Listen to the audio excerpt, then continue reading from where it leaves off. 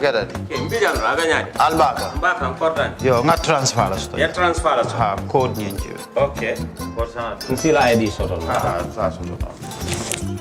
Sorry. I get it. Mbijan bro. Albaka. Mbaka. Bara alla service o tariya. Mbare ki janna nun kunu bara tariya. Jannom yona forest de bureau. Gambia tonkon na no mbari ya bere.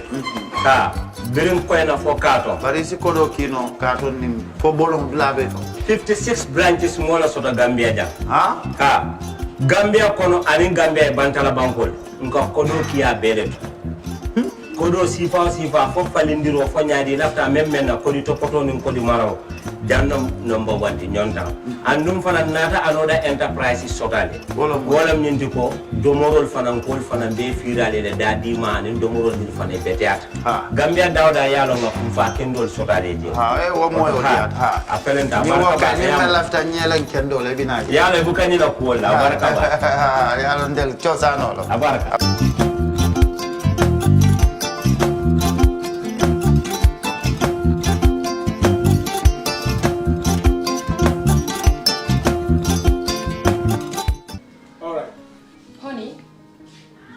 Remind him that the last time he sent the money, it was not enough to buy all the provisions.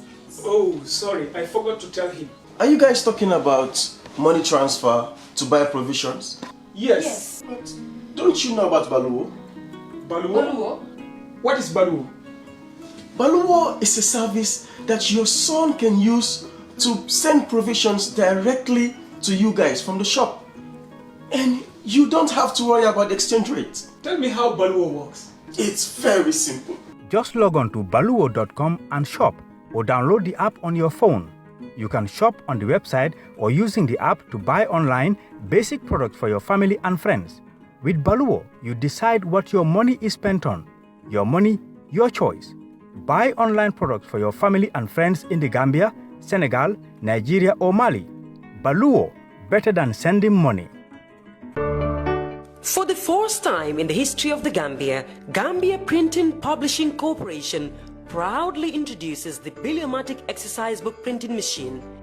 The machine has the capacity to print more than 20,000 books per hour. Yes, 20,000 books per hour. It also prints magazines, newspapers, calendars, flyers, normal books and all kinds of printed documents plus items at affordable prices. With the Biliomatic printing machine, GPPC can now render high-quality and non-size restricted printing service supply across the sub-region. Rush now and partner with GPPC for all your public and private printing service needs. Print with us today and you'd be offered highly professional, reliable and efficient service delivery by our team of experts. The Gambia Printing and Publishing Corporation is here to meet all demands and is reliable at all times. For more info, contact us on 437-4493 or 437-4402. GPPC is Gambian and it's yours. Gambia Social Registry Household Data Collection Exercise. The government of the Gambia, with support from World Bank, is developing a social registry as part of its move towards an integrated social protection system in the country. Gambia Social Registry will serve as a single entry point for the various social protection programs in the Gambia and will be hosted by the National Social Protection Secretariat at the Office of the Vice President. The social registry shall comprise households' demographic and socio-economic data. This information will guide future social protection program interventions in the Gambia and facilitate rapid identification of beneficiaries for programs. It will have the capability to be linked to other databases when these databases become automated. The enumeration teams from Gambia Bureau of Statistics, GBOS, will visit, interview and register every household in your community, so don't be left out. However, inclusion in the registry does not automatically qualify one for a particular social program. Social Registry has taken consideration of the key principles for personal data protection. Therefore, your data shall be confidential and protected. In view of this, we call on all and sundry to register their households with enumerators from GBOS. This message is brought to you by the Department of Information Services under the Ministry of Information.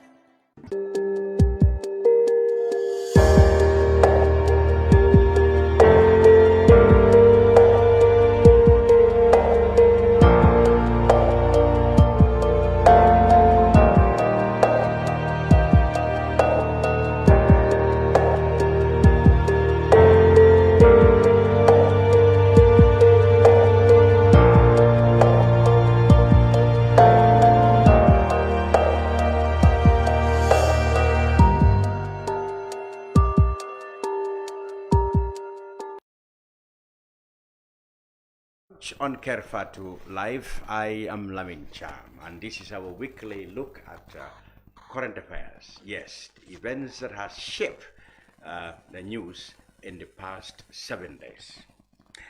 Today, I am pleased to announce that I have in the studio most distinguished international civil servant, Modou Lamin Yaffa, a retired international interpreter from the International Development Bank, IDB, who has served among just few Gambians in that role in distinguished international institutions around the globe. Back home, Mr. Yaffa also is an influential figure. He is the vice president of the Raudadul Majalis, correct me, a very influential Islamic organization also in the country. Mr. Yaffa also keeps a close eye on developments in the country's politics, economics, and what have you.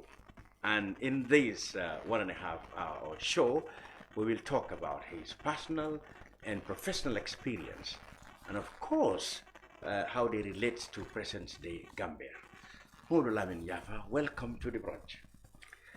Thank you. Good. As we always do, being your first time, we would like to know a little bit about your personal history before we come to the professional thing. Where do you come from in the Gambia? Thank you, Mr. Cham, and good afternoon. Thank you for inviting me. Thank you very much. To your platform, as the Senegalese would say, your plateau. Plateau. Yes. Yes, I am Modou Lamin Yaffa, born in Banjul. Okay, which street? 38, number 38, Allen Street. Allen Street. Oh yes, I know Allen Street. Way back in 1955. Wow. On the 23rd of May, 1955. Okay. But not too cold. I know you don't want cold water. Okay, let's go ahead. What brought up in the same Banjul, okay, in Perseverance Street. Oh, Perseverance. That's where I spent my childhood days, okay. Let's say up to primary 6. Okay. Yes, but my father hails from the URR. Which village? A village called Misera, Sandu. Oh, Sandu Misera. Sandu Misera. Yes, I've been there. Yes. And my mother hails from Bilkamaba. Oh, Fuladu. Fuladu. Yes, I've been there too. Yes. In fact, her great grandfather, I think, they founded the village. Oh, Bilkamaba. Yes. So you must have some fuller connection, because there is also some. Yes, I have that. In fact, my wife is a Balde. Ah, that's right. There you go. You can't come from there and escape being fuller on the left or right. That's right. That was Gambia. Exactly. Everybody's mixed up. But born and bred in Banjul, okay, up to the age of 12. Attended primary school now called Kairaba. Okay. Primary school or Kairaba basic or whatever school in Banjul. Yeah. Then at the time, during colonial days and just after independence, it used to be called Winley. Winley, yes. Winley Primary. Named after one of the governors, as usual. Governor here in the Gambia. Okay. And then I left for Sierra Leone. Yes, I saw in your rich CV that you had a sting in Sierra Leone. Exactly, to do my high school there. Okay. At first, I was in a town which is well known here in the Gambia, called Fatou. Fatou, we had it. Where most Gambian migrants went there for diamond trade. Yeah, exactly. But there they call it Koidu. Koidu yes. Town, yes. Koidu city. Mm-hmm. I spent about 3 years there. Was it very common for Gambians to go there, or it was your parents? Very common. Many Gambians, especially from the URR. Okay. Our Sarakule community and Maninga community. Ah, I see. Yeah. In those days, people like Musa Njai, the owner of Kutu Strand, who passed away. Oh, cannot remember the name. I don't remember the hotel. Yeah, I remember the man. They were there. They were all in there. Basiru Jawara, but by that time, I think he might have left for former Zaire, now DRC, Congo, yeah. Okay, okay. And so on, all those people. Okay. Dabakora, Yes, you know, of Tambasansa and the like. exactly. So you have a sizable Gambian community. Mandinka and so mostly Sarakoles. Yeah, because you are right. The name Fatou was very, very common on radio. And Fatou because of the money. Yeah. No. Despite my early age, I mean teenage years at the time, definitely you could see it. I could see it. That money was circulating, floating hence the floodgate of Gambians going there. Yeah. Well, there was Diamond. Okay, there was Diamond. And, definitely, yeah. So you had your secondary school there? Yes, part of it. Part of it. And then I came back. Went down to Freetown. Freetown, yes. To do the remainder. Okay. Years of my high school. Yeah. But before completing it, yeah, I came here on holiday, and while chatting with my dad, I expressed to him my desire to go and learn Arabic and Islamic studies. Yes. So as you know, our parents are very, because of... At the time, they were very, not quite willingly embracing Western education without some... exactly. So if they notice that eagerness and enthusiasm, aspiration of their children for Western Islamic studies, you know, they encourage. They encourage you and they are happy, and that's what happened. When I mentioned, he said to me, "Wow!" And this was way back in 1972. So he said to me, "In fact, it has been announced on the radio that there are scholarships from both Libya and Morocco." Yeah, at the time there was one old man. In fact, he is the one who founded this Talinding Islamic Institute. The one they call Tadamun, is it? No. Oh, that's different. Tadamun was established by Khatabuja. Oh, okay. Well, this Talinding Islamic Institute, which is at Talinding, was founded by this old man called Modou Lamin Yaffa from Kiang Tampular. Oh, that's interesting. But his compound is situated somewhere here in Dipakunda. Yes, around that London corner. Oh, that's okay. He's the founder of of this Islamic Institute. So some of you who were then, I'm sure there have been very few of you who are educated both in English. In fact, Arabic. I'm coming to that. Okay. That's how I secured, one of those scholarships.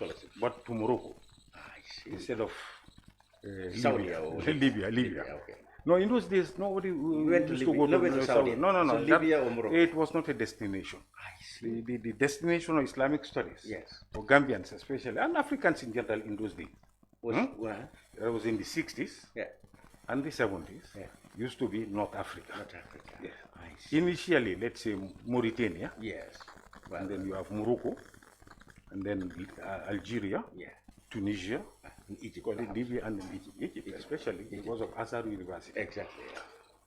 But Morocco, bear in mind, has the oldest university in the world. Really? Yes. Many people don't know that. Where? Fez or Casablanca? In Fez. Yeah. Caribbean University. And was established, in fact, by a woman. A Sharif, yes. First university. Not in the Arab world. Yeah. So Westerners, even Spaniards, French, and what, used to come there, to study.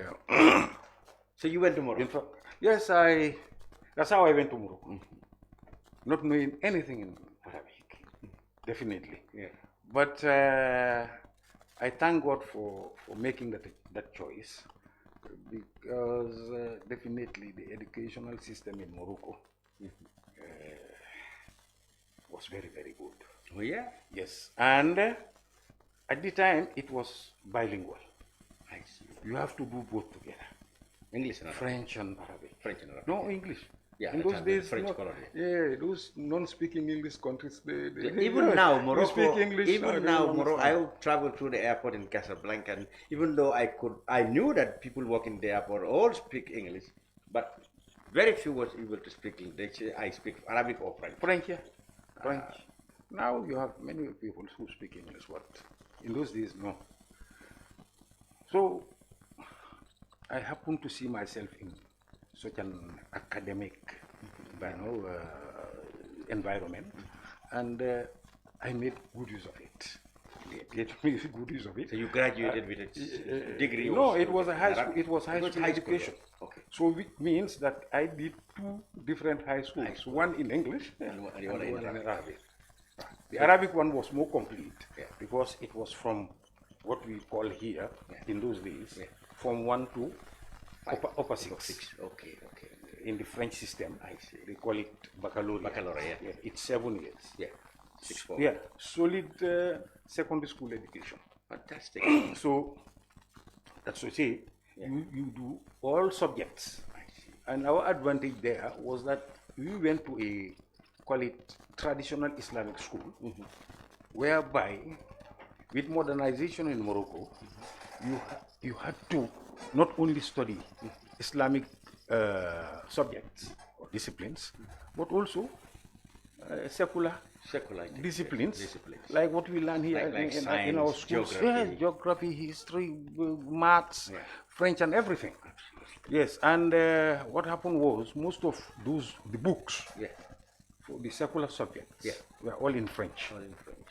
So without French, it was not possible. So that's why, in fact, most people, even Gambians, who went there for their Islamic studies, couldn't cope with the demands of the studies, academic demands there. So you had an opportunity now to be exposed to both Arabic and French. Yes, in Morocco.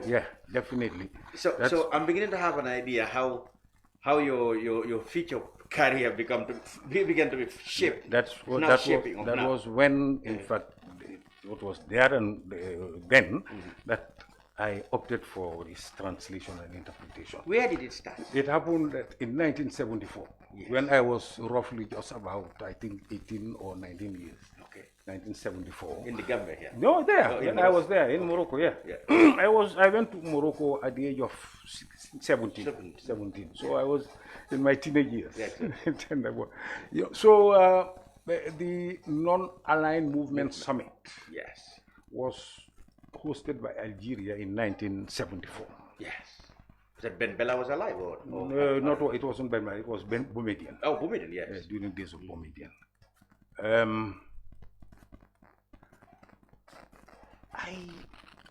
So the heads of state were speaking. So it was, I think, President Senghor's turn. Yeah. And he was speaking in French.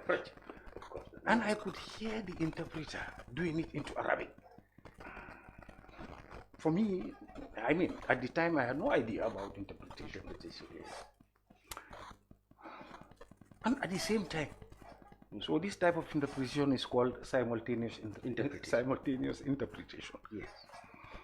So from there I started asking about it. But even my entourage couldn't enlighten me much about it, definitely. Because it was not well, at the time, even my teachers, they don't know much about it. Yes. So, but that was when I said to myself, this is a good career opportunity, because after all, I came to this country with a good and solid English background. Here I am now learning Arabic and French, and I'm quite sure that by the end of my academic career here, I would have been very solid also. Proficient in both. Yes, in both languages. So that will be an advantage for me, having 3 languages, Gambian for that matter, or even an African. Because you see, such opportunities are more available in those countries than in our countries, especially in English-speaking countries. Nowadays, they speak English, exactly. People don't know the importance of, even French, when I was in school, we never paid attention to French. Exactly. Only after that I said, wow. Right. Exactly. Yeah. So, then, and I happened to be a good student at the time. I excelled in my subjects and spent my 7 good years there without repeating or without having any problems. So when I passed my baccalaureate, exam, at the time Morocco had good universities. compared to our African countries, definitely. I was there with other nationalities, Senegalese, Guineans, Malians, and the like. I was confronted, unfortunately, with an obstacle. That was the possibility of pursuing my university studies there and there. And at the time, as soon as you become a student, they offer you a scholarship. Yeah, but they said to me, unfortunately for you as a Gambian, there was no cooperation agreement between Gambia and for them. Unfortunately. So they said to me, no, you cannot. I then decided just to come back to the Gambia. And that was after 70 years, from 1972 to 1979. Yes, I say it was enough, let me just go back. And it happened that my return to the Gambia was not bad. Yes, that's how destiny, actually wanted it to be. Definitely, when I came here, in fact, 79. 79. Yes. That was an interesting time. Yes. Yeah. In those days, things were all confined to Banjul, basically. Yes. Everything was Banjul, yes. So, in fact, my first employment was teaching. Okay. At the then Crab Island Secondary Technical School. Was that James Abraham's time or Keko Romani? His was Keko Romani's time. Yes. So I was employed as an Arabic Islamic studies teacher. I see. So I was there with Alaji Sajafati. The late Sajafati of blessed memory. And Ustaz Bari. Who is a nephew to the Sharif in Duru Bari. Duru Bari. Yeah, he passed. He passed away during this COVID period. We are the three there. Bari was quite observant. He did not tell me anything, but having noticed that Modou Lamin Yaffa, a young guy with 3 languages, because he could see me speaking French with the French teachers at the school. As for Arabic, he knows it because I'm his colleague. And also speaking English with the English rest of the staff.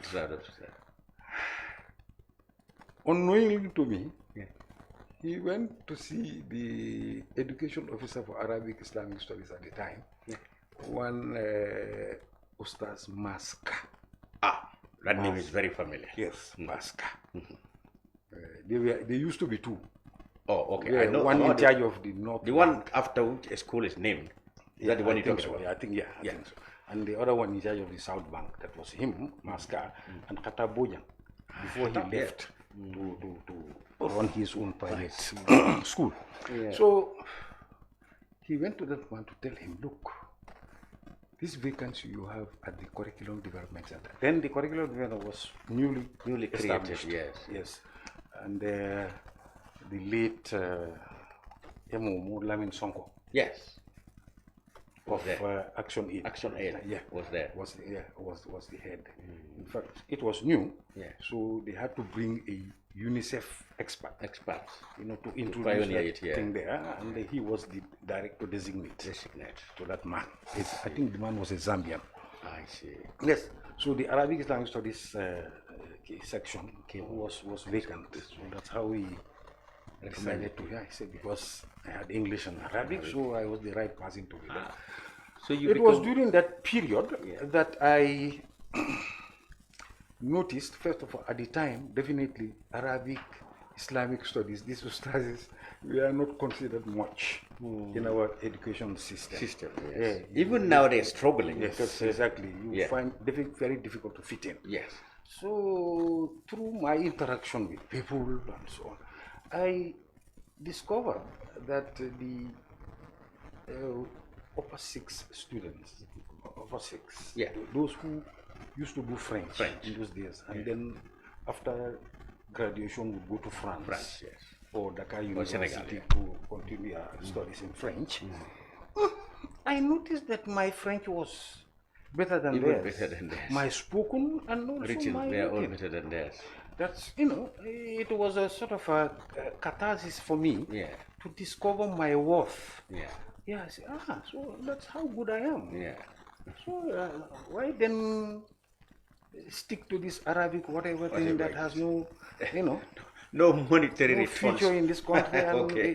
that was And not been considered at all. marginalized, yes. Why not then go and pursue my education in French, university education, and probably come back and become a civil servant, a permanent secretary like the others. And Exactly. That's how I started applying for, scholarships for French studies.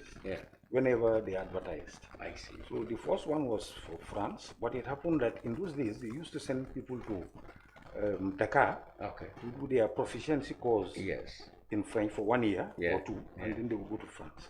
But there were 3 people there at the time, so they were given priority. I see. So they 3 Gambians. 3 Gambians. I see. Who are they? Was Bakari Dawa one then? No, Bakari. That was well before. Those ones.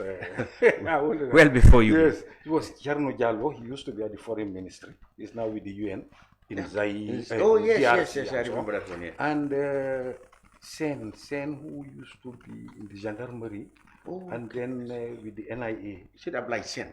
Something like that. A guy who lost sight. Yeah, that's him. Yeah. He was brilliant. I think one Bakari Diba. Okay. So they are the ones who were selected to go. And then within 3 months, scholarships for Dakar University came. In those days, it was Dakar University Dakar. Not Senegal. Not Senegal. Yeah, Dakar. This was in 1980, 81. Okay. So I applied. But since I had applied, for the first one in France. So I did the scholarship board. Was it the committee board or something? At that time they used to call it scholarship advisory board. Something like that. They used to have on the panel the director of Alliance Française to give advice and so on, orientation. Exactly. So at the first interview, because when you come with this Arabic Islamic studies background, there's always a question mark. Prejudice. Yes. Why not just go and follow the Arabic whatever studies? Yeah. But I left an impression on them. I see. And in fact, the French director there told them that this guy's French is just impeccable. I see. It's very good, and furthermore, the certificate he holds, the baccalaureate he holds, the Moroccan baccalaureate, is recognized by all Francophone universities. So he can go to any of these French-speaking universities. And that definitely boosted my chances. So you went to Dakar first? Yes, that's why I went there.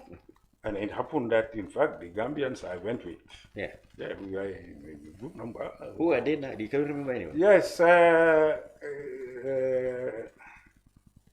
Demba Jai of the army or gendarmerie. Yes, he became. He was in the early days of. Yes, Demba Jai, Armiao Suare. Who was also in the gendarmerie, Suare. Suare. Yes. Yes, Amadou Suare. Fair call it. From Bakau, Yes. Yeah, I remember. Yeah. And one lady, I think is it Fatou or whatever, Benga, is now in America. Okay. And Modou Maron. Okay. Maron was also in the gendarmerie. In fact, he there finally studied law at Dakar University and others. Interesting. So you graduated? Yes, I went there. In fact, I was the only one who was allowed to go straight to university instead of going through that proficiency course. Test. Yeah, because of but the certificate. Since a Moroccan baccalaureate, I have. There's no need. So I went and did French literature. They call it lettres modernes. I mean, you have to go and study with the Senegalese. And who have all spent all their life. Very good. But it's social with the solid foundation in Morocco, definitely I was able to cope. Yes. Then let's go straight now to your career. So when you finished when I finally, after 2 years, my final degree, I did it in general linguistics. Okay. Linguistics, general. And if you say linguistics, it's the science of language. So any language you can think of in this world, with the baggage you have, you can conduct research on any world language. Yeah, I see. Decorticate it, analyze its grammar and then describe it for people. I see. Yes. So when did this career of interpretation? It came through that linguistics. Okay. And although I had that desire, as I told you at the beginning, but with linguistics, you are exposed. You are exposed. You see, so for this theory of translation, interpretation, background is linguistics. So then, the study of language. It's upon your return here. After graduation, in this general year, I came back and was employed at Muslim High School. Okay. So I taught there for 3 years. 3 years? 3 to 4 years. 81, 82? 85 academic year up to 89. Up to 89. Yes. And those were the days of school days of Barrow. Yes, that's right. There was a student there. You must have taught. You must have taught him, or maybe you were teaching at the same time. I did not him personally. Yeah, probably. But then you were in the same school. And C.D. Kerr, the current Minister of Minister of Finance. Finance. Yes, he was there, and I know a host of others who were there. Dr. Abu Bakar Jah of Sharab. Was my student. Yes, I can remember. By Mas Sen. Yeah. We are all there at the time. All of you are my students. I came there first as a French teacher. Okay. But when they discovered my aptitude in Arabic, they co-opted me also being Muslim high school, of course. Because the students doing Arabic in Form 5 definitely needed a teacher who could explain things to them in English. So that's how. So, of course, being Muslim high school. No, please come on. So I started teaching also Arabic. So up to 89. Up to 89. You left. It was 89 that I secured a job at the office of the president. Okay, so we haven't reached. No. We haven't reached the areas. No, you work at the president's office. Yes, as a protocol officer. Okay, so you were protocol officer. And in those days, if you say protocol officer, in those days, it's not these protocol officers. But you were saying then it was more protocol than here. No, without a university degree, no. Was that the time of Ibn Dur? Yeah, Ibn Dur, Modou Lamin Yaffa, and myself. I see. The 3 of us. Okay. And all studied French. I see. All these 3. Yeah. So that time it was protocol? No, it was in fact with a French background. They say you are well positioned to occupy. So I was there and then moved to the foreign ministry. Okay. From 1990. So by 1992-93, I noticed that definitely protocol was not for me. I was the intellectual academic type. Yeah. So I opted for translation, interpretation there. Yes. At the ministry? So the section, I see. Yes, so that's what I was doing. I see. Up to 1990, not up to 1990, but by 1993, then Bakreda was the Minister of Finance. Yes, 92 and Economic Affairs. Yeah, he came in 92. The Gambia hosted the annual meeting of the Islamic Development Bank in December 1993. Yes. It happened that I was temporarily employed as a freelance translator by the bank at the time. For 5 days. I see. And that was the trampoline, so you said, springboard. This is my calling now. Yeah, in fact, what happened was the head of the translation interpretation division of the bank, one Senegalese called Umar Sarr, after the meeting, called me aside and told me I would like to have a chat with you. That is on a Saturday or Sunday. Then he was at Senegambia Beach Hotel. So I went, brought coffee, and we were having a good conversation. And he told me, look, I noticed a quality in you that is definitely rare and that should be made use of. That's what I say, this ability to translate from both Arabic and French into good English. He said to me, you have a place at our organization, at IDP. But unfortunately, unless you want to translate into French, then there is a vacant position. But for the time being, if it is into English, there is none. But there will be later. But then, of course, So, what are you so waiting? I said to him, no, you see, in this profession, Yeah. you have what is called the grade, you grade your languages to A, B, and C. Yeah. Your A is your active language. Yeah. Your B is both active and passive. Your C is always passive. What I mean by active and passive here, active is the language you translate or interpret into. You call that. So in that order, which one is yours? English, French, English. Arabic? No, English. English. Because, you know, the language you started learning from childhood. Yeah, that's always. It's always your mother That's tongue. topmost, yes. Call your language of culture. Yeah, I know. Yeah, it's like here. I understand. You can speak, you are Mandinka, you can speak Wolof, but your But Wolof is never it's never equal to your Well, Mandinka. some people can. Some people are equally They good. try it, but so good that you cannot distinguish. You can have exceptions. Yes. And those ones are the ones that you call bilingual. Bilingual. If you say bilingual, it's not anybody who can It's speak. not anybody who is no, speaking no, another no. language. No. I'm learning something. I mean bilingual in the sense it's that not just you can both speak multiple languages, but you speak equally them proficient in as mother tongues. Yeah. As mother tongues. I see. It's very rare in the world. Very rare you see. It's not easy.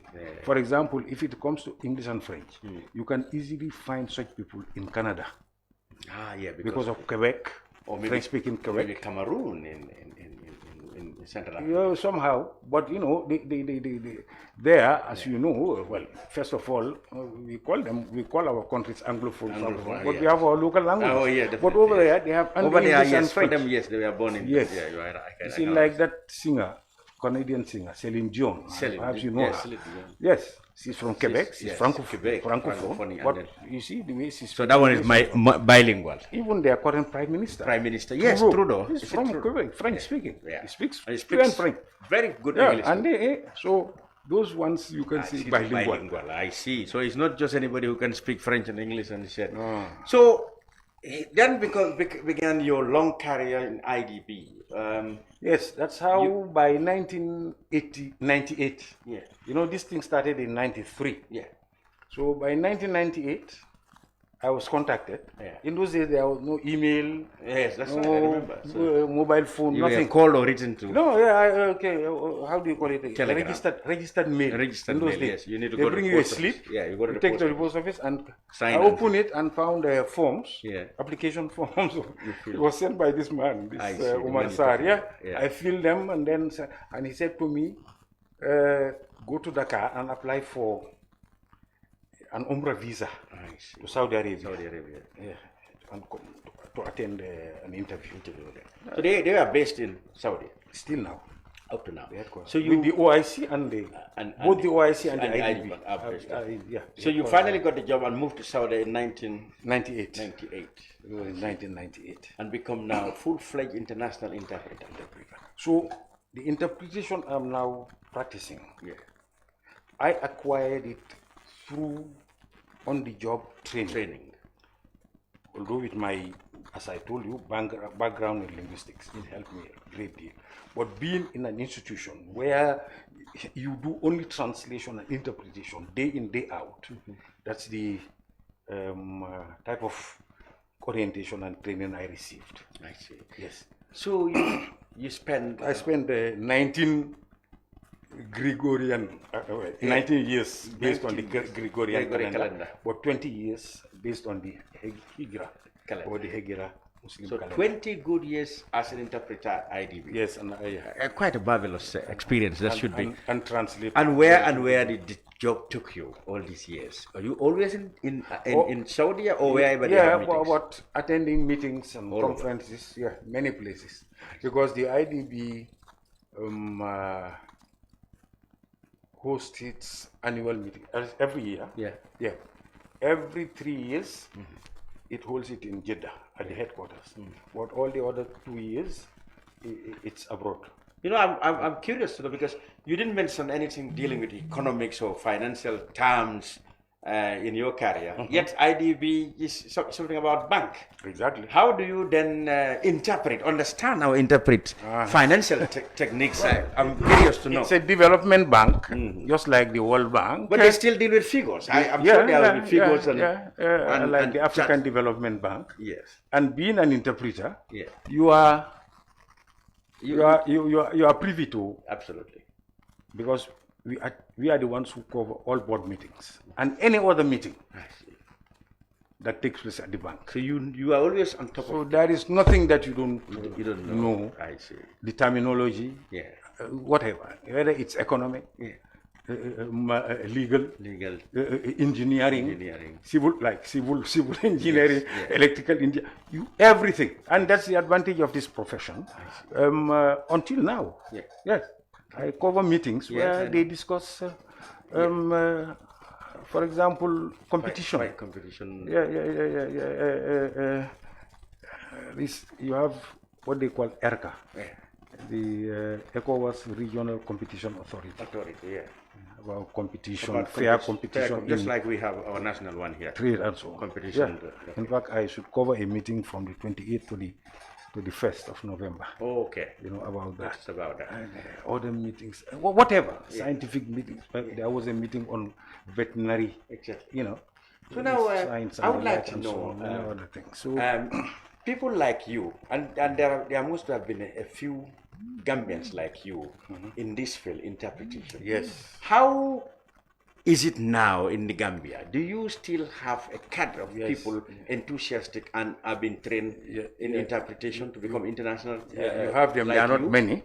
You see, our first generation of interpreters. Yeah, who were the one man called Ibukan of blessed memory. Ibukan, yourself? I'm coming. Let me name the first one first. Okay, Ibukan. Yes, Ibukan, and then Aliu Jallo. Aliu Jallo, yes, used to be whom I met. ECOWAS Fund. Yes. They are all of blessed memory now. Yeah. And then you have colleagues like Fatou Senghor. Okay. The wife of the late Dr. Tijan Senghor, who passed away not long Yes, ago. yes, I remember them. And then one Mamsid Jang, but he is mainly in Dakar. Mamsid Jang. From the Jang family. Okay. Mamour Jang. Oh, okay. And the Jang, this doctor. Dr. Jang at Afrimed, yes. Same big family. And KBJ, I might know him. Keba Jaju. But commonly known as KBJ. Wow. Yes. He too was this there. one, yes. And another one, Alaji Sisi of the African Development Bank. He's also retired and now based here. Okay. And interestingly, Lamin Mane of the UDP. Lamin Mane of UDP? Yeah, from the ADB. African. Yeah. He also received training in interpretation together with this Alaji Sisi and worked at the African Development first as an interpreter, and then, but because he studied law in France, he, I think, sort of found his way into other fields when he was at the ADB. So these are basically the people. Okay. Yeah, professionals. Do we have anybody now in doing this? Most of these people I mentioned to you are now based here in the Gambia. Yeah, but I mean, most of your contemporaries are, of course, older, retired, or now on. Yeah, they are all now. Yeah.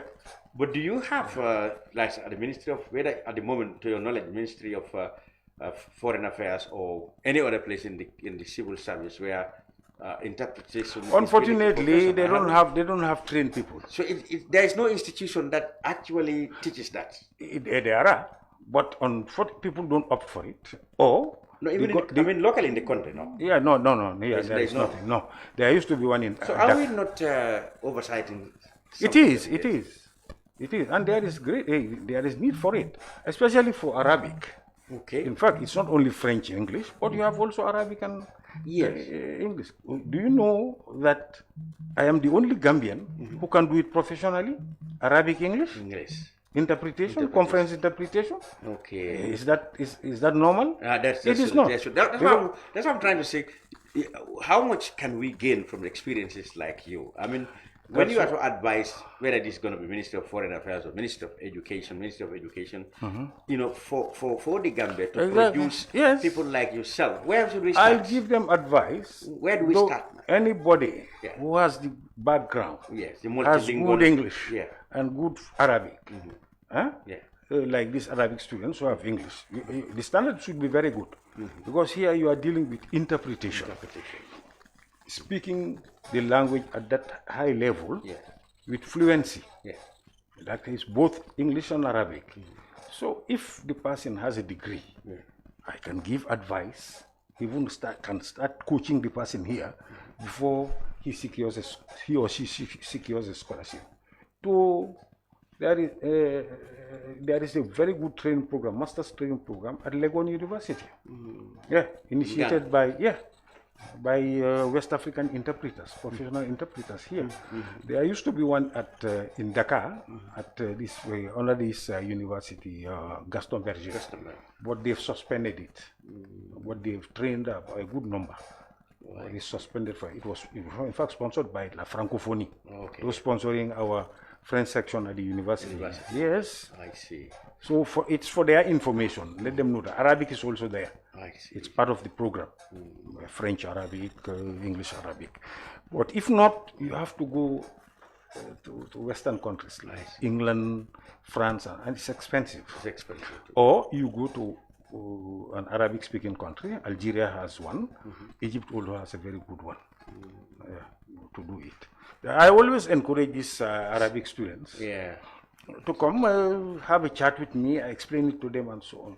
But well, they have basically confronted with financial constraints. Because you see, Gambia here, when you talk about, I'm talking about in terms of the existence or the lack of it of an institution. That really will encourage people with this multiple. In fact, it should be the foreign ministry. That's what I'm saying. The Ministry of Foreign Affairs. That should be behind this whole thing. They should be able employ to people and then send them. But it has never been our policy. And scholarships are there. At the what they used to call the PMO. I don't know how it's still called PMO. Public Service. The scholarship masters program are there. Okay, they are there. I see. They are there. Good. So you retired in 2017. And now, and in fact, before retirement, I was the head of the the head of the what you call it, manager of the language division, Islamic division. Yes. Good. And then after retirement, I came back. Now we're doing freelance interpretation, working for the AU, African Union, ECOWAS, and so on. Yeah. Okay. You know, and also local meetings. Whenever you need my services, I come and do it. Oh, I see.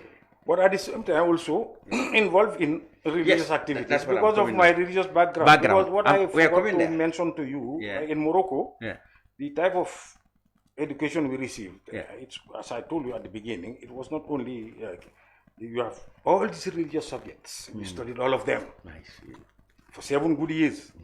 So definitely, so well in Islam as a religion. And I'm not being boastful, but when it comes to the language Arabic, I fear no Gambian. Yeah? No. Okay. Both written and spoken. Yeah, okay. Definitely. Okay. So you retired in 2017. You still do some interpretation on freelance basis. Yes. But people like you with experience, you know, having returned, might have been keeping an eye on developments in the country. If I may ask you, look at the country's political development from 2017 and now, because obviously we know 94 to 2017, everybody knows what had happened here. From 2017 to now, how would you see in terms of political progress, economic progress, social integration and stuff like that? What's your analysis, assessment? Thank you for that question, for that topical question. Okay. You know, Lamin, during my entire stay in Saudi Arabia, I've been always opposed to the existing government at the time because of. So you've always have qualms about successive governments, because from Jawara to Jambi. No, well, Jawara to an extent acceptable because of its democratic nature. Okay. But after the overthrow of the democratically elected civilian government of Jawara in 1994 and the slide into dictatorship, anti-democratic tendencies, luckily for me, I left the country anyway. Yes, by 1998. Yeah, you spent only 4 years. In fact, I worked with him. Jammeh. Closely? I was his interpreter. We used to travel. Oh, outside the country? Yes, we went to Morocco, Algeria. In fact, it was during that Morocco trip. Yes. And then not Algeria, but Libya. After Morocco, we went to Libya. Yeah. It was during that trip that he had this acquaintance with his wife, I see. the Moroccan lady. The Moroccan lady. So you were on the same trip when he met you. So probably you did the... no. You sent the columns. Okay, and this was in 1998. In Okay. I see. So, yeah. But of course, you spent much part of the years yes, on his very good. Okay. So definitely being opposed and allergic to any undemocratic system. Frankly, I have been always trying to see to it that that regime, was removed. So I finally came to also to the conclusion, as Gambians, generally civil servants in general in the Gambia are political. Yes, they don't get involved in politics. Because of, unfortunately, the general orders of our civil service. Yes. The training says is that you should not express publicly any preference politically. They may express their views in here, but they are never active in politics. And I don't think it is healthy. Because you see, and we are now facing the scourge of such a menace policy. Because as you can see, highly educated Gambians are barely involved in politics. Can notice.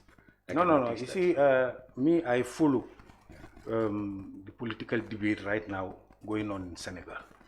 I watch all their plateaus, as they would call it. Yes.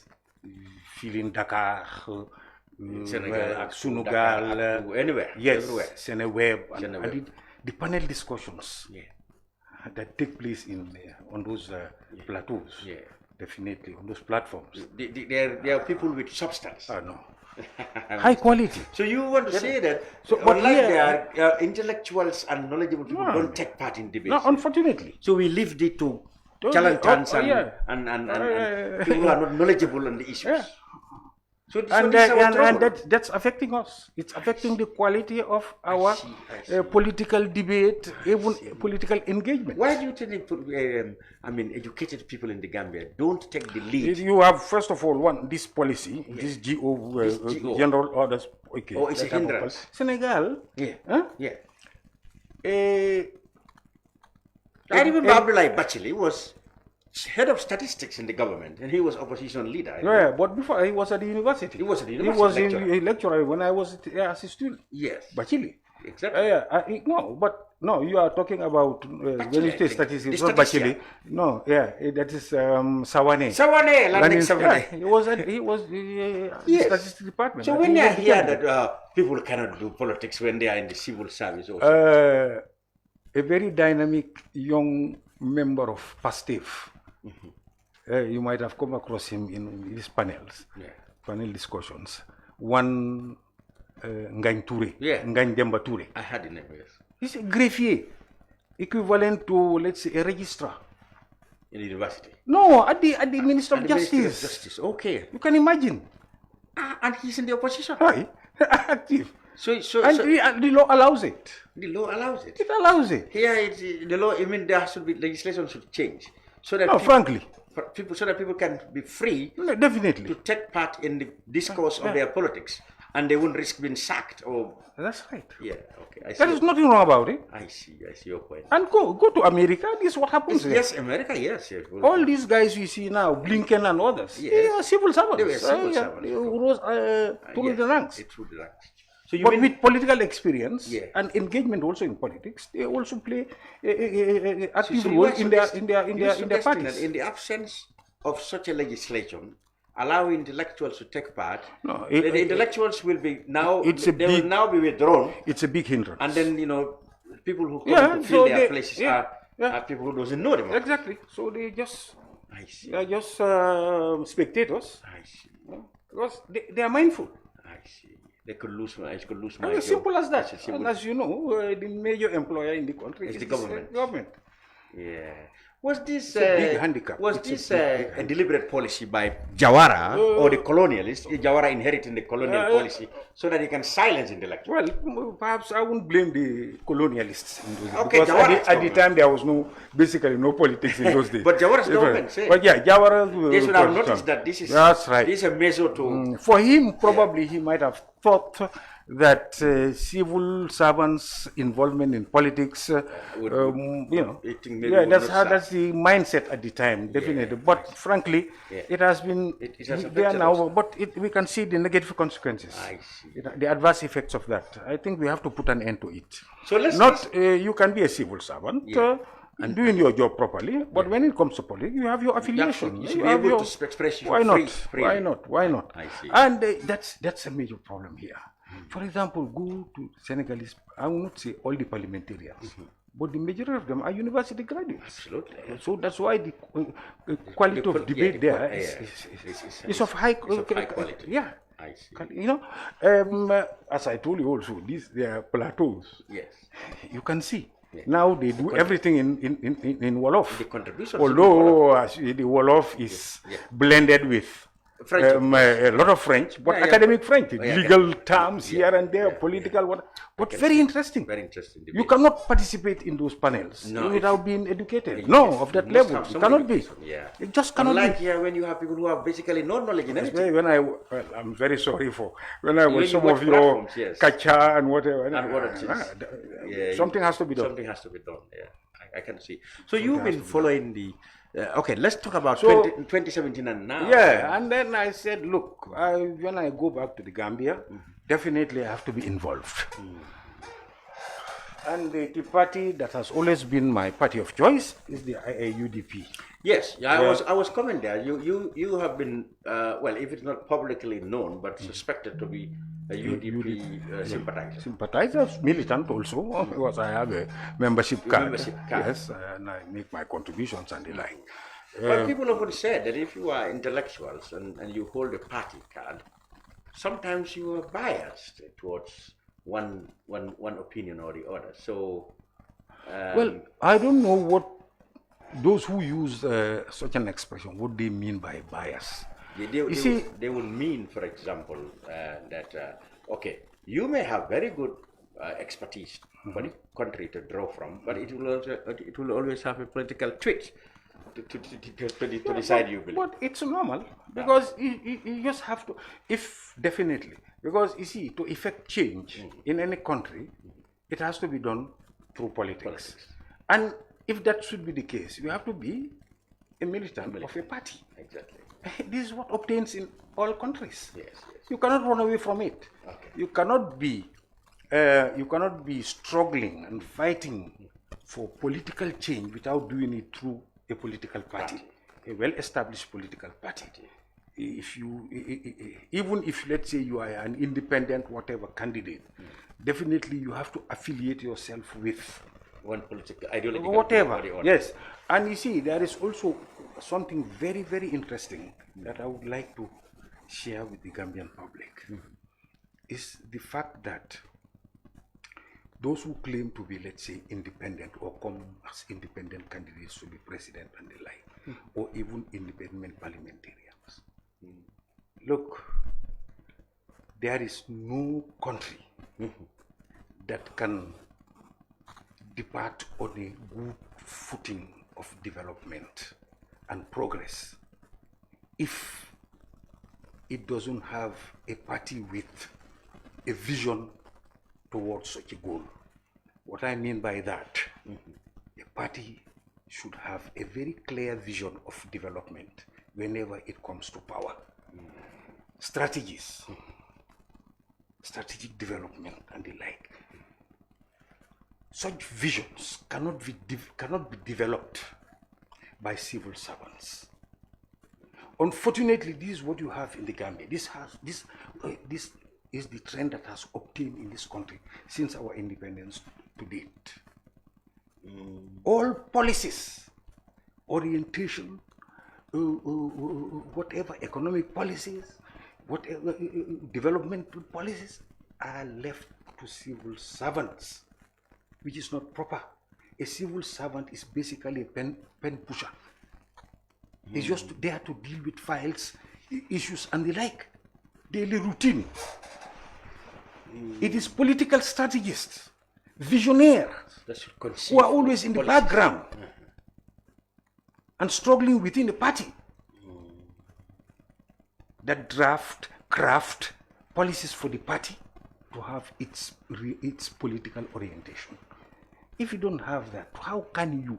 It will be just like what happened to us after the change of government. Basically, what you are saying that, for example, in the case of the governing National People's Party right now. Yes. Okay. Whatever the civil servants, whatever policies they should are implementing, should have come from technocrats of the NPP who believe in, in the vision of the party. Not only technocrats, but real theoreticians. Yes. People, the party, like for example, the governing NPP, like having a think tank. No, that's it. Strategists. Strategists in the yes. party. Yes. That should now conceive, the policies for the civil servants to implement. Who know what development is all about? So, for example, if the NPP sit back and said, okay, the directors, in these institutions will implement my policies, they could fail. Not implement, they can implement. Civil servants are there to implement. Yes, civil servants can implement, but not to craft and draft policies. No, it's not their job. And they cannot just do it. They don't have the time to do so. And it's not their vocation. I see. They are more concerned with everyday memos here and there. They don't have the time to sit back, think of policies. Right now, the Gambia, as we can see, is a poor, acutely underdeveloped country that needs development in all sectors. Frankly, we should have sons and daughters of this country that are members of political parties who spend their entire time thinking of ways of changing the status quo and ensure the development of this country. How can we come out of this abject poverty, this development quagmire and the like? Definitely. If you don't have such people, what do you expect? We'll be wallowing in poverty and backwardness for years to come. So what do you think, you subscribe to the UDP, what do you think has happened? Because, we started as a coalition with the UDP being dominant, even though, of course, the coalition architects want us to believe that it was an independent candidate that won the elections. But from the beginning, people suspected that this was going to be a UDP-dominated government. Exactly. Now, along the line, we saw there was a split. Yeah. And now we have NPP and UDP. People belonging to the UDP have now branched, led by Adam Barrow, to form the NPP, etc. What did you think went wrong? No, it's simple. It's simple. What do you think? Yeah, what happened? It's all due to selfishness. Selfishness, and that's the right word. On the part of the head of the coalition, the person who was elected president. You see.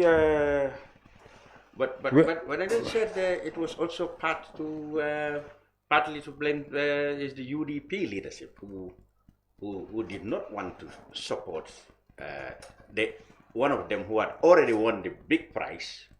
But what do you mean by support? You see, it was first of all a coalition government, a hodgepodge of political parties with different aims and objectives, different visions or whatever, if you like. And I will not even call them visions, but personal ambitions. So it was a temporary arrangement? No, temporary, and it never lasts anywhere in the world. Coalition is to win an election. After that, there is always a split. I see. It's always the case. Take Senegal next door. What can you say? Yes. They are Yewi Askanwi.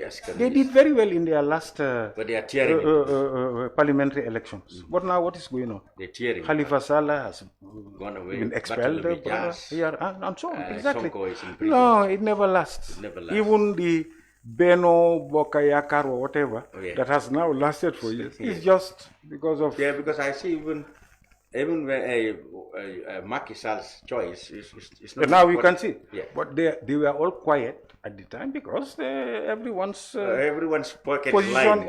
that's Position all. and pockets are lined. And this is our scourge in Africa, in underdeveloped countries, and especially in the Gambia. When you have a political leader, someone to whom the fate and the destiny of these poor people is entrusted, is entrusted with that. And that person's main concern is to ensure his own personal aggrandizement, his own ambitions of building a house, not only one or two, having a good vehicle, expensive ones for that matter, and sending their children abroad for university education and the like. These are needs that are not easily met financially. So what happens is, if you try to meet such needs through a political position, you do it to the detriment of the poor people. And that has been Africa's problem. Who have placed their entire trust in. This is the thing that is pulling us back. If you don't see, I mean, it's all about justice. It's all about empathy. You have to feel sorry for these poor folks. 90%, 95% of Gambians are poor. If we uplift the standard of living of these people, it can only enhance the situation of this country. It will only lead to our progress and nothing else. Nothing else. Poverty will always take us back. But let us do something, improve their livelihoods, their living standards, and everything will fall in place. But this is what we fail to do. Look at civil servants, what the civil servants do. How many projects have been initiated in this country since our independence, Lamin? Multitude of projects. But tell me one single project that survived to this day. There is no single project that I can say outlived its lifespan. Yeah, they never last long. They are never sustainable. Because, first of all, those who are in charge of, all they think of is how much should I give. When the money dries out, then the end of the project. But how does it dry out? Through corruption. Through provision of expensive vehicles. Yeah, vehicles here and there, fuel coupons, and so traveling on. allowances. And it is contaminating. Yeah. The beneficiaries of the project, the ordinary folks, also, they notice it. Yeah. They know that these people are engaged into something. And they also try to emulate them. And whatever they get from it, they keep quiet. So to the detriment of their own people. And you see it all over the place. Jahal Pachari is a very good example. Yeah, since Jawara's time. 1980 around, it was when this project was completed. To ensure the self-sufficiency in rice production in this country. Where are we now today? We're still importing rice. It is the same people there, the locals there, in that Jahal Pachar area, that perimeter. They cannibalized the pumping machine, that huge pumping machine there. Oh yeah? Totally. They sell they siphon the fuel and also remove the parts and sell them. Now it's dead. It's dead. It's interesting. So you see, to be frank, let us have sympathy for our people. Now let us be fair. Good. I don't want to dwell too much on your politics. I know you are UDP, you subscribe to UDP, and you will disagree with everything NPP, except perhaps a few things. Policies. Let us your disagreement is more about policies than it's like, personalities. you see, and I even, in fact, although he's much younger than me, Usman Sonko, with his Pastef movement, I'm getting deep inspiration from him. This boy did something innovative in Senegalese politics. You know, generally, in everywhere in the world, politicians political leaders, whatever, they come with manifestos, programs, visions, whatever. This guy came up with a book of nearly 300 pages. A book. And by right now, he has authored 3 good books. He has authored a book on this so much talked about oil and gas in Senegal. That's a treasure. It's a treasure trove for you to read. That book. You know, so you obviously are passionate about Senegalese politics. Oh yeah. What do you think of the imprisonment of Sonko and his supposed disqualification? It's all unfairness and also fear. I see. You eliminate your political rival just to make sure that you are in power after the elections. That's all. Which, in fact, brings us back to what I've just said. If, let's say, the ruling party now in Senegal is fair to the Senegalese people and want to ensure their welfare, improve the situation in Senegal. Senegal is now in, just like the Gambia, debt distress. Yeah, debt distress. More than now 75% of their revenue is used to service debt. The Gambia is more than 80%. More than 80%. Can you imagine? So there is nothing achieved. They have achieved nothing for the country, to be frank. You know, all these other things that like they tear, you know, they talk about tear that the train and whatever. Yeah, the railway. How many people does it benefit? I mean, no, let us be frank. So why do you want to eliminate? Why do you want to restrict the political choice of the electorate? So what do you think will happen eventually in February when the elections come? Well, Sonko will be kept in place. Their determination is to see to it that he doesn't participate. And if he doesn't, they will disenfranchise so many Senegalese. Over 70 to 80% of the Senegalese electorate, to be frank. I see. Yes. Even they will not take interest in the polls. Let's see. But I want to believe that if definitely at the end of the day, this guy is prevented from participating to run as a candidate, he will designate, or the party, he together with this guy, will designate somebody. Yeah, because already they've allowed, I think, 4 or 5 of them to collect this parrainage form. Yes. The sponsorship. So one or two of them ended up getting... And what analysts believe right now, and what the polls show, is that whoever he designates is going to win the election in the first round, hands down, for the first time in Senegalese politics. So eventually... And you know, whatever happens in Senegal will have its repercussions on the Gambia. So we have to be careful. I see. Yes, good. we don't have the liberty to fall behind. We have to cope with what will be going on in Senegal. Good. Inshallah. We now leave politics now, go to religion, because you are involved in religious affairs too. You are the vice president of the Rawat al-Majlis. Yes. And this Rawat al-Majlis has always been seen to be opposing to the established Supreme Islamic Council. In fact, some people often criticize Rawat al-Majlis for being politically sympathetic to the UDP, hence your constant opposition to the Supreme Islamic Council. What is the fundamental difference? Why can't you be part of the Supreme Islamic Council? What are your differences in ideological differences in that?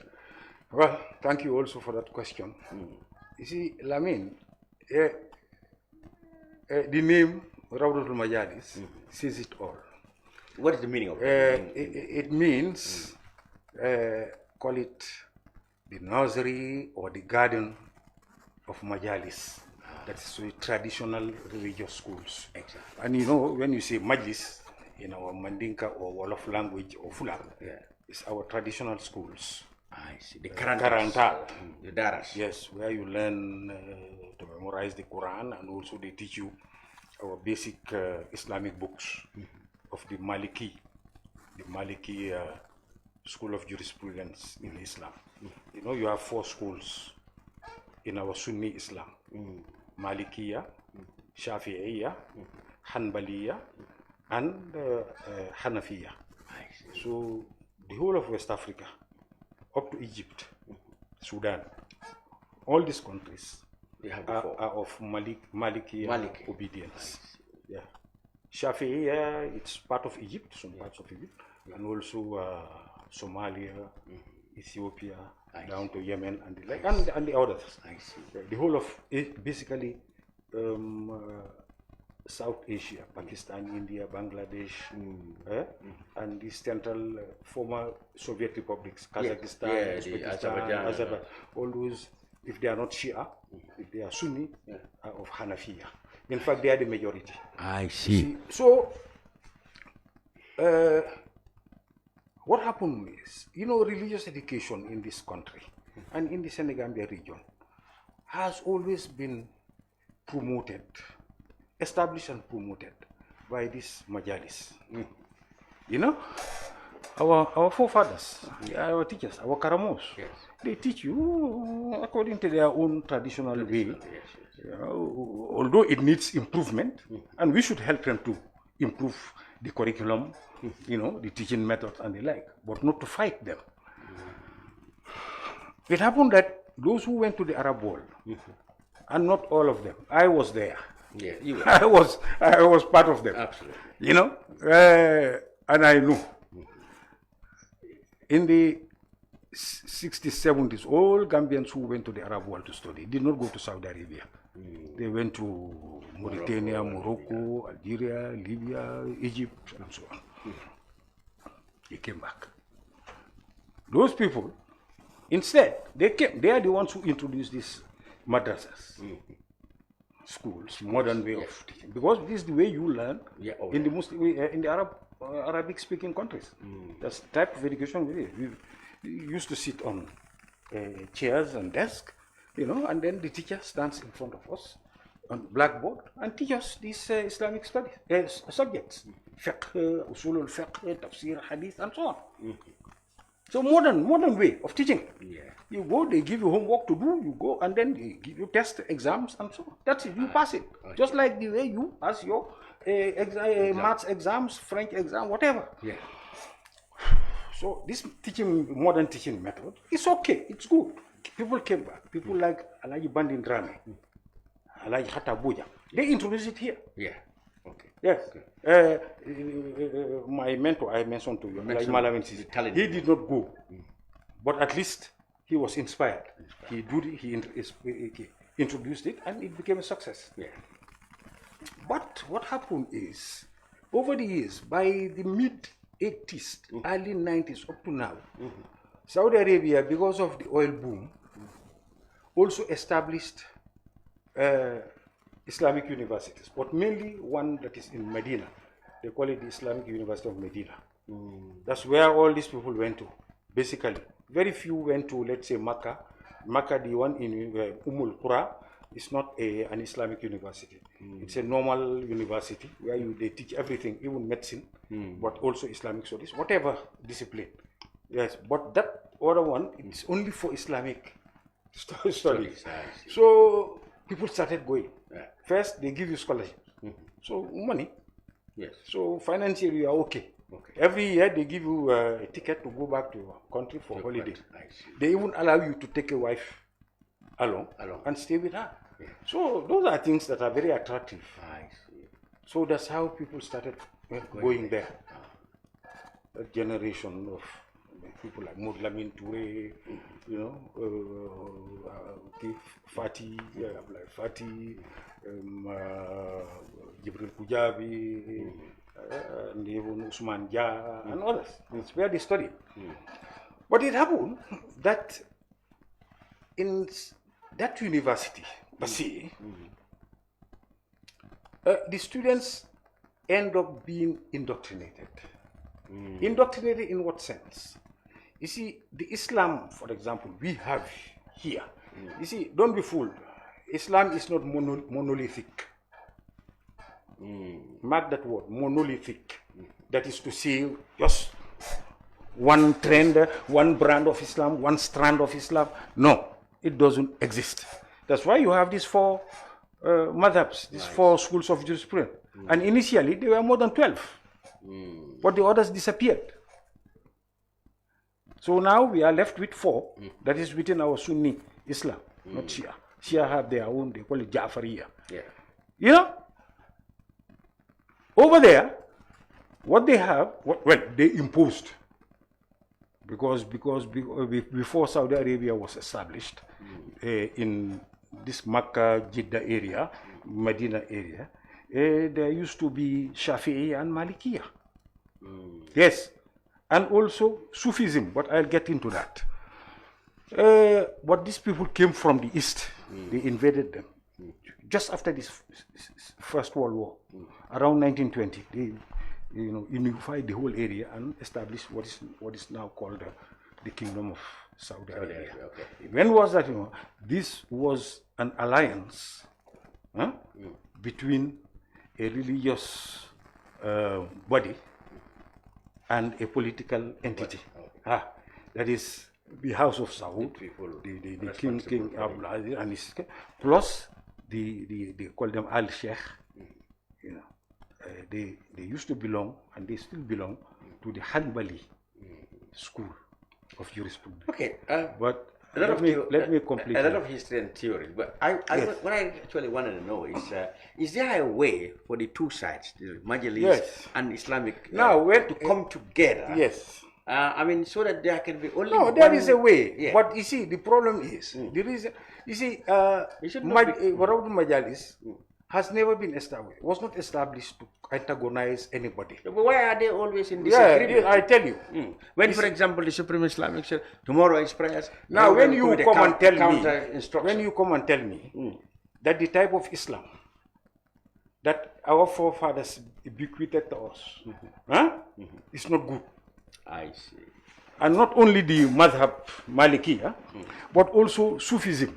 And if I say Sufism, I may not get into the details, but it is the type of Islam you see practiced by our learned scholars of this Majalis. I see. The people we call Wali. So you mean, they have the perception that the Majlis type, the traditional ways. No, for them that Islam is. That's no longer good. For example, the wearing of amulets and juju. All heretical.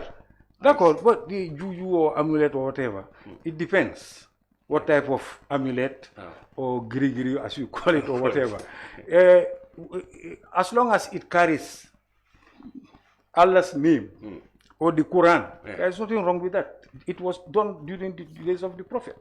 Yeah, but maybe later refined knowledge shows that actually those things are connected more with what they call shirk. No, it is their own branding. They are the ones who brand and label people. Yeah, that you don't need those things because if you believe in pure God, you don't need those things. What has that to do with your belief in God? You can believe in God and then use God's words to protect yourself. This is what Islam teaches. So it's not basically tradition that they're actually wanting people to... No, but it's not only that. It's not only that. They tell you that, first of all, our our Malikiya is not good enough. It is they won't say Hanbaliya, but they would say this is it, whatever the type. You see, let me give you some few examples. So you are telling me is the school of thought, school of education. That's one. That's the ideological difference. That's one. For example, let me give you an example, which I think can be very beneficial to the public. Our adhan, what we call wadano, or noda in Wolof. Traditionally here, our adhan is the Malikiya adhan. They call it adhan at-tarjiyah. They would say it's Allahu Akbar only 2 times. But if you listen to the current day now adhan to here, it's 4 times. Allahu Akbar, Allahu Akbar, Allahu Akbar, Allahu Akbar. Then they would say Ashhadu an la ilaha. So it should be 2. No, for Malikiya, 4, that's what we are taught in our books. It's 2. Allahu Akbar, Allahu Akbar.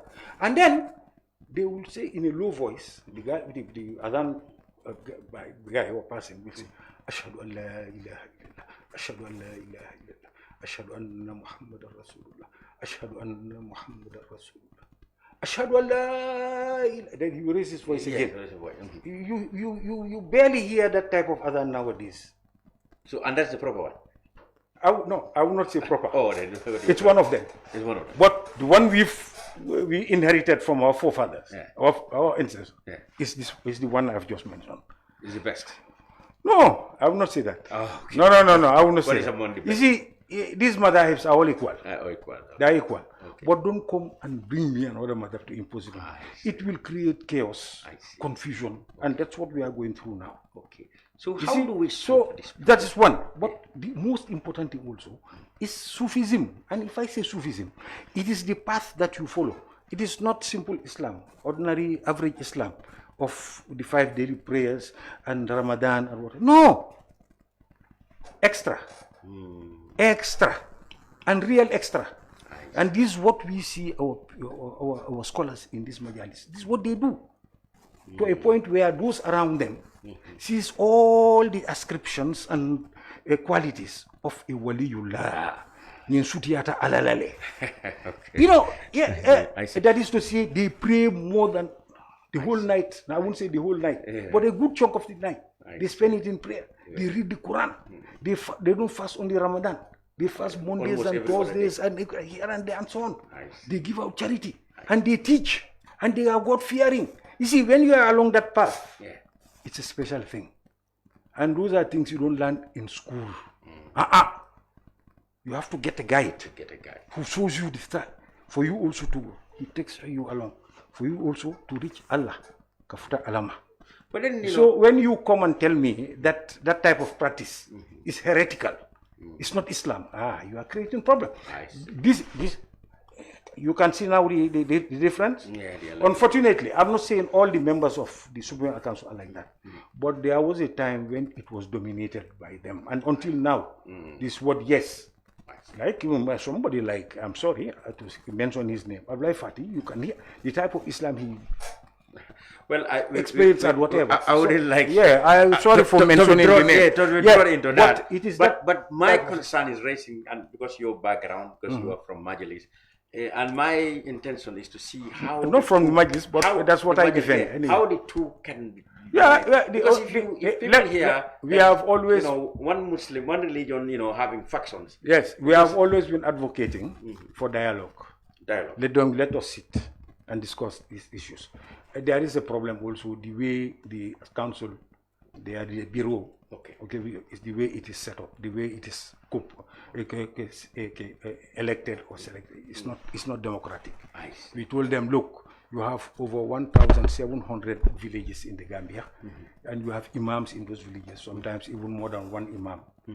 These are our religious leaders. Let them all participate democratically to elect members of the executive of the council. They never do that. Oh, I see. So this is the main bone of to expand to bone of contention. Let them open it up. That's all. Engage it. Can you imagine somebody change the policy to embrace everybody? Somebody like me not being a member of the council. I mean, I can be. What did they say? No, they did not expel me, or they did not say to me, "You are not welcome." But I don't subscribe to the manner, the way they conduct the affairs of the council. They have to accept that. They have to be democratic. So you want membership to be open to all, and then democratic elections? Yes, and promote this majalis. I see. Not to leave them to their. I mean, let us help them. Improve things. That's all. Maybe they find it that the traditional ways of doing things needs to be improved. That is what they are propagating for. They go against them. They condemn them. They vilify them and so on. Lastly, on the topic, you had a different view, naturally, on the question of FGM. I mean, the National Assembly members, unfortunately, or fortunately, depending on which side of the coin you are now advocating for a possible repealing of the law that banned it. Some people who, human rights defenders were outraged, and they are anxious that that could be a slight back. And any sensible, patriotic, enlightened person, Gambian, should really condemn such a tendency. I mean, law, which definitely you cannot call a bad law, but it's a good law. You cannot come and clamor for the repeal of that law. What? Why? You've read my article. Yes, on you wrote FGM. extensively, yes. Tell me a country here in this world that allows medical intervention when it comes to FGM. I mean to say, take girls to the hospital to perform this thing on them. Never. No, because the WHO disapproves it. It tells you it is harmful. It's a health hazard. It should be avoided. The WHO and all medical institutions in all countries of the WHO. So that's one. Number two, Islam. I did not mention this in my article because there isn't time and space for it. You see, there is a discipline in Islam that is called usulul fiqh. Usulul fiqh, that is the conceptualization or the philosophy of Islamic jurisprudence. That is the foundation itself. Anything you find in fiqh that we do, prayer here and there, Islamic, these transactions of sale here and marriage, they are all philosophically justified. There is a rationale behind them. So that science or that discipline that teaches you this is what they call in Arabic usul al-fiqh. In this usul al-fiqh, it tells you that halal and haram is always premised on either something is harmful or that's harmful to your health. I mean, what a health. Yeah. That affects your health or affects your wealth, your progeny. Your progeny, I mean by that, I'm sorry, how to determine who you belong to, who is your father, and call it your mother is not a difficult thing. But in society, a child, any human being wants to know that this person is my father, and this is my mother. Absolutely. I do watch programs on American, like paternity court, where you see grown-ups, age of 40, 50, they don't know their parents. And they are crying. Yes. They want to identify them. That's why zina, fornication, adultery is prohibited in Islam, because it prevents that identification of progeny. And wealth, and there are 5 of them. So if any one of these appear, then you will say it is haram. Now, coming to this topic, this issue of health. If the most reliable body of medicine, of public health, of health in general, in the entire world, a body that all countries in this world belong to, says that this thing is harmful, I don't need to get into the details. I see. If it says so, who are you to come and say, no, so it's so and so? Automatically, according to usulul fiqh, since it is harmful to your health, then it is haram. Just to be brief, this is why smoking weed or taking drugs is not mentioned in the Quran. It's prohibited by all Muslim scholars. They call it in same usul fiqh al-qiyas. Qiyas, that is to say, jurisprudence by analogy. Through analogy. If taking alcohol deprives you of your mental health, what should prevent me from telling you that cocaine, heroin, marijuana, or whatever is haram? I see. On the same basis. This is it. So they call that analogy or so qiyas. as far as you are concerned, FGM is harmful. There's no place for it now. So if you have a message for the MPs, is yes, let them understand this. Let them understand. Egypt, I think I also mentioned in my article. It's forbidden today in Egypt. Yeah, in Muslim. Are we more Islamized than Egyptians? I see, Are yeah. we more of Muslims than them? No way. And these are scholars, eh? Yeah, They have what they call Kibaru, Hayatu Kibari Ulama il Azhar. That is to say, senior scholars, the Council of Senior Scholars of Azhar, 20 of them. Those people, our scholars here are Lilliputs compared to those people. They all agree that this thing is haram, halas, because you know the form of FGM in Egypt is the pharaonic type that they, which is very bad. I see. And its tradition is well entrenched in that country, so they want to eliminate it. So please. Finally, let's talk now about the current crisis in the Middle East. Wow. The Israeli-Palestine crisis. Yes. Exactly 2 weeks ago, the Israelis claimed that the military, well, the people governing the Gaza Strip, Hamas, launched what they call a bloody, unprovoked attack on them, killing civilians. 1,000 people or so. And they have now said they're going to have a ground operation, and even before that, they started bombarding the whole place. Yeah. And in fact, many more people have died since then. You are very knowledgeable in this area, and having traveled all the Arab countries and know the history. What is happening is a continuation of what the Palestinians call 75 years of oppression, or is this Israel trying to express that they have a right to defend themselves? Yeah. Well, unfortunately, you see, this entire thing has a history. Yeah. If you lose sight of the historical context, you will never see. You can never see. Yeah. You cannot understand and understand properly what is going on right now. Okay. This is not just Hamas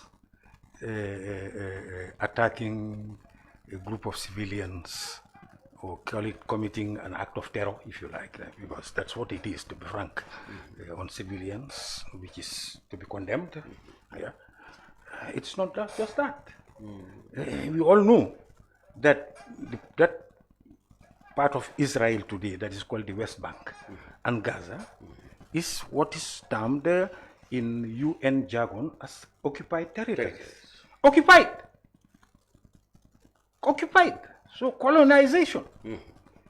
And this thing started way back in 1948. But there is more to it that the EAO I can see. I see. Yes. The whole thing started with the what is called the Zionist movement. Zion, there is a mountain in that part of the world, in Palestine, called Zion. Sion, in Arabic they call it Sohyun.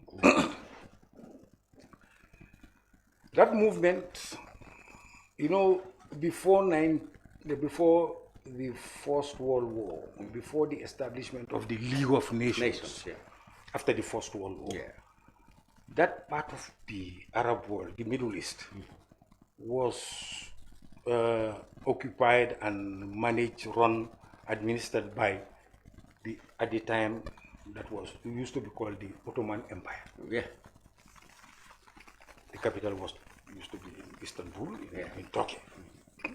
The Muslim world in general, In general, yes, up to Algeria and up to Iran and whatever. Now, during that period, this Zionist movement started courting even the Ottomans, the Ottoman Empire, to establish a homeland for Jews in that part of it. Because originally they are from there. Yeah.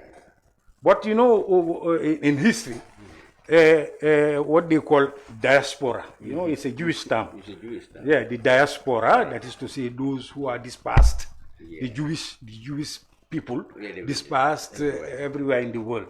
So they call them diaspora. Yeah. That's where the word comes from. Yes.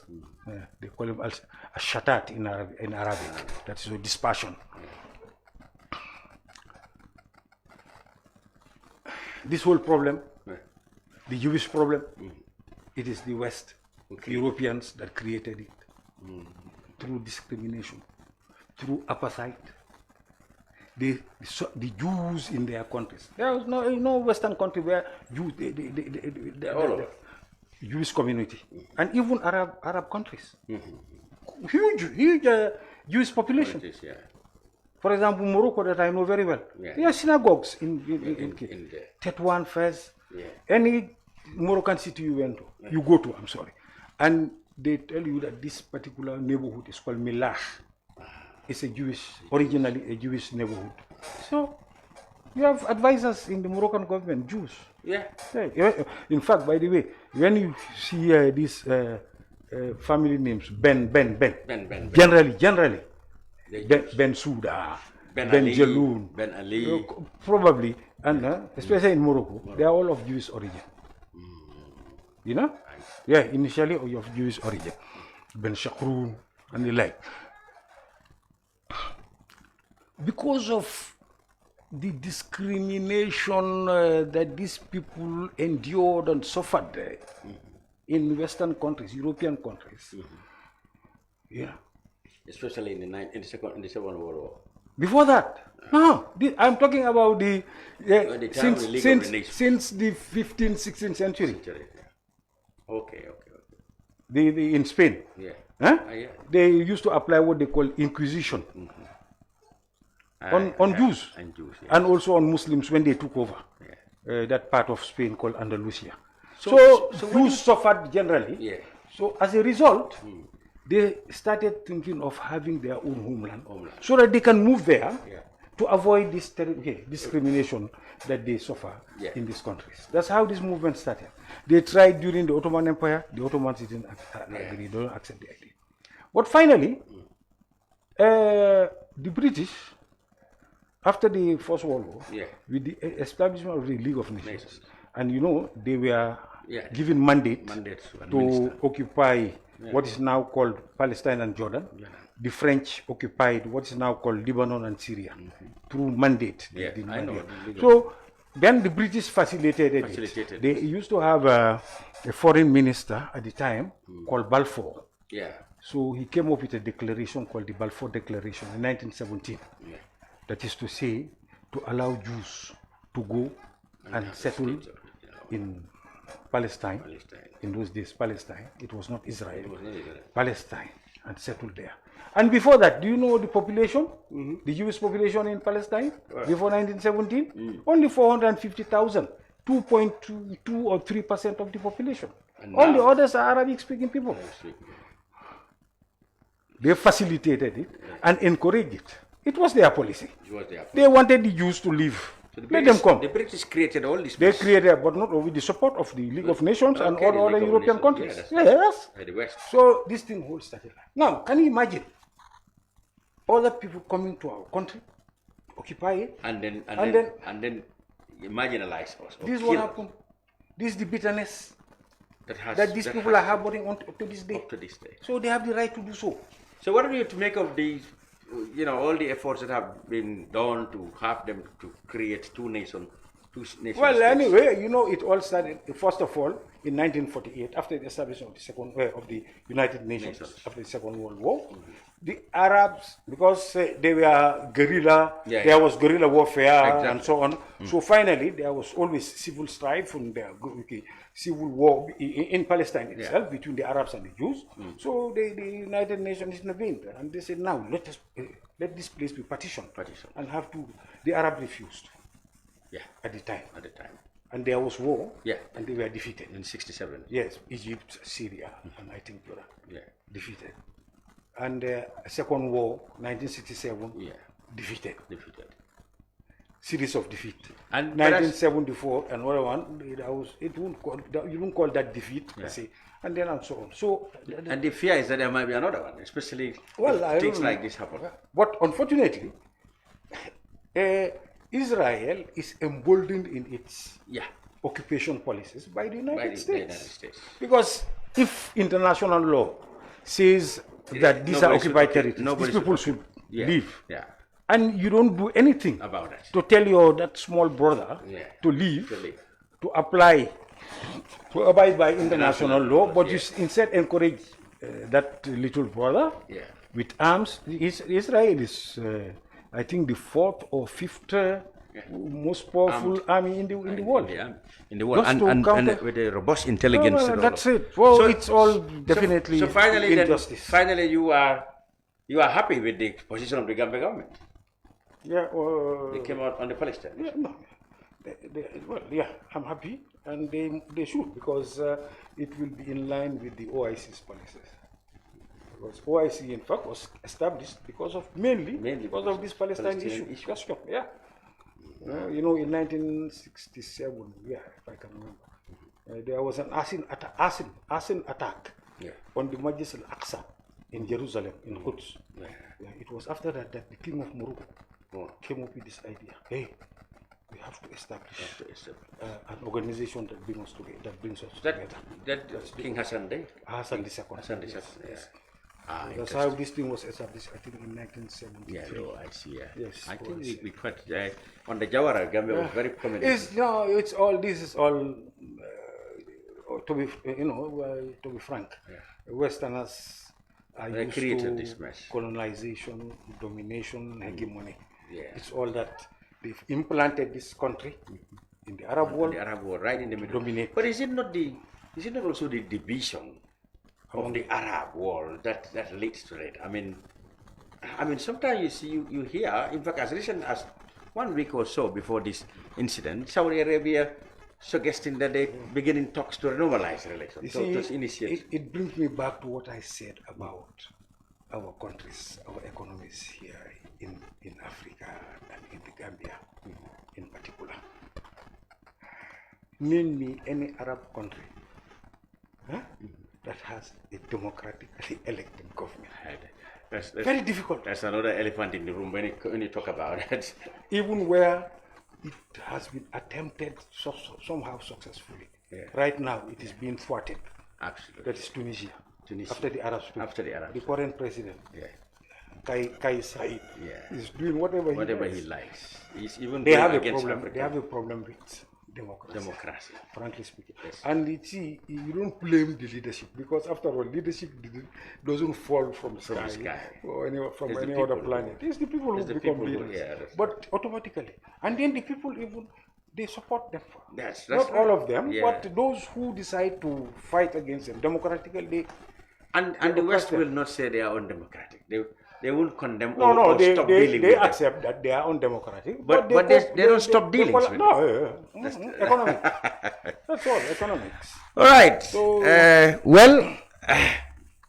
Mr. Lamin, Mohammed Lamin Yaffa, international civil servant, and of course, religious expert, not expert, historian. We have learned a lot from you, and we thank you very much for coming on the brunch to share your insights on the issues we have tackled, and we hope we will get you back here on another occasion, inshallah. I also thank you definitely for inviting me to this platform. Thank you. Which, as you know, or whose viewership is increasing. Absolutely. So many Gambians do follow. Yeah, it's our whatever pleasure. Really, transpires here. Yeah. I just hope that it is also done in. I would say in the local, but the other guys do it. Yes. Although it is through debate. I see. But to invite someone or two people to come and talk about such issues. I mean, academic, intellectual, current issues in Wolof and Mandinka. I think this is something we should look at. This is what is being done right now in Senegal. Thank you. Definitely. Very good suggestion. Thank you for that. Thank you very much. Well, thank you very much, Mr. Mohammed Lamin Yaffa, for your insightful contribution here on The Brunch. The Brunch will be back next week. Until then, goodbye for now. Thank you.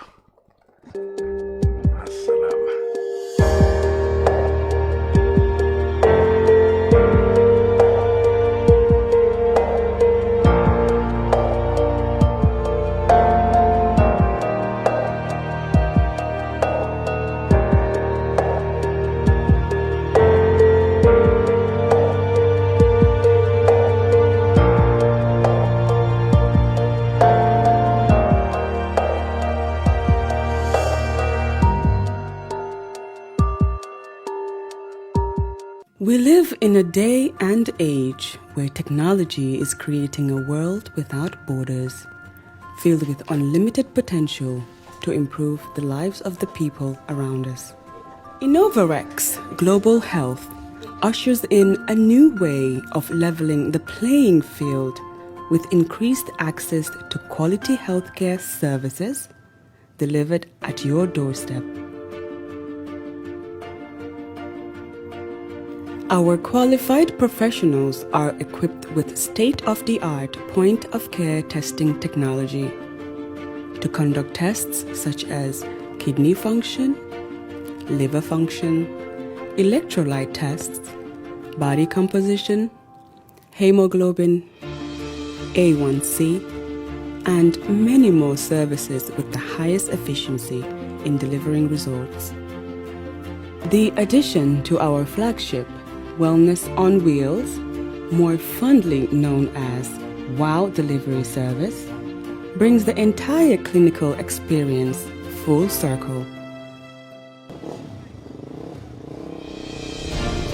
IGH has remained committed to creating the future of healthcare delivery. Gone are the days of sending loved ones outside the country for basic medical services. Innovarex Global Health offers a new peace of mind and takes pride in delivering the quality of care we all deserve.